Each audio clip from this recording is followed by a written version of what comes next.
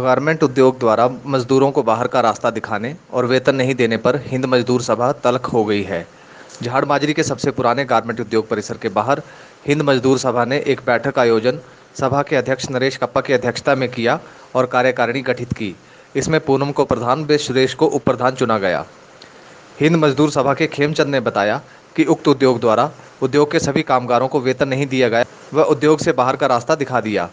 वहीं प्रदेश अध्यक्ष नरेश कप्पा का कहना है कि उद्योग प्रबंधन ने साजिश के तहत उद्योग के पुराने कामगारों को उद्योग से बाहर का रास्ता दिखा दिया है, जिसके चलते उद्योग के सभी कामगारों को रोटी के लाले पड़ गए हैं। उन्होंने हैरानी जताई कि श्रम विभाग इसकी सुनवाई नहीं कर रहा है और न ही उद्योग प्रबंधन इन मजदूरों का वेतन दे रहा है। उन्होंने कहा कि अगर उद्योग प्रबंधन ने कामगारों का हक नहीं दिया तो हिंद मजदूर सभा उद्योग प्रबंधन के खिलाफ मोर्चा खोलेगी। बद्दी से अनवर हुसैन की रिपोर्ट। मेरा नाम पूनम है और मैं जिनी जॉनी कंपनी के भाई बहनों ने मेरे को प्रधान बनाया गया है, ठीक है। और हम लोग जैसे कि लॉकडाउन लगा हुआ था, हम लोग सारे अपने घर में बैठे हुए थे।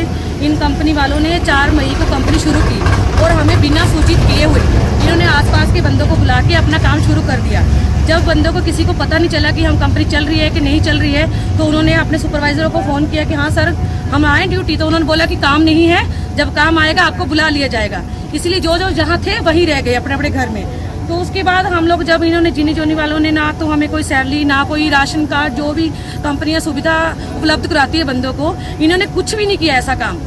जब हम लोगों ने अपना आंदोलन शुरू किया ये लोग बोले कि आप लोग बंदों को भड़काते हैं, ये करते हैं वो करते हैं। तो इन्होंने ऐसा कुछ भी नहीं किया। ये बहुत ही गंदी मैनेजमेंट हमारे लिए बैठी हुई है।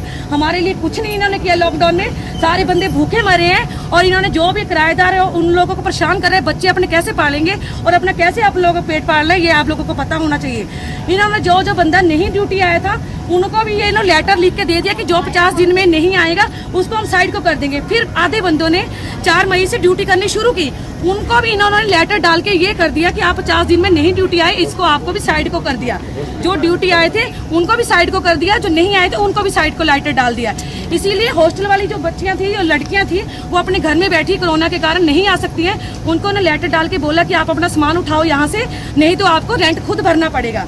तो लड़कियां इसी कारण नहीं आ सकी। आज 4-5 लड़कियां आई है, उनका सामान उठा के बाहर फेंका गया है और उनसे 400-400 रुपया लिया गया है सामान उठाने के लिए। बताओ ये कौन से लिखा हुआ है? जब कंपनी हमें घर से लेके आती है तो यहाँ बोल के आती है कि जब हमारी कंपनी में बिपता पड़ेगा या कुछ भी पड़ेगा आपको उठा के वहाँ से हम लोग कहीं भी फेंक सकते हो। तो बताओ लड़कियां कहाँ रहेंगी?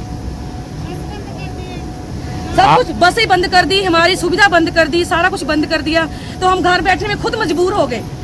तो हम लोग तो अपनी कंपनी में काम करना चाहते हैं, ठीक है। ये हम लोग जबरदस्ती हमसे रिजाइन दिला रहे हैं। रिजाइन इसलिए कि आप लोग रिजाइन लो, जब कंपनी चालू होगी तो आपको बुला लिया जाएगा। ऐसे ही इन लोगों के प्रवचन हम लोगों को सुनने मिलते हैं, ठीक है। जो भी हम लोग थोड़ी बातें सुन लेते हैं, थोड़े हम बैठ जाते हैं, ठीक है भाई 10 तारीख को कंपनी चलेगी, 20 को कंपनी चलेगी। पर ये लोग आगे से आगे डेटें बढ़ाते रहते हैं और हम लोग बहुत परेशान हो गए इनकी डेट लेते लेते।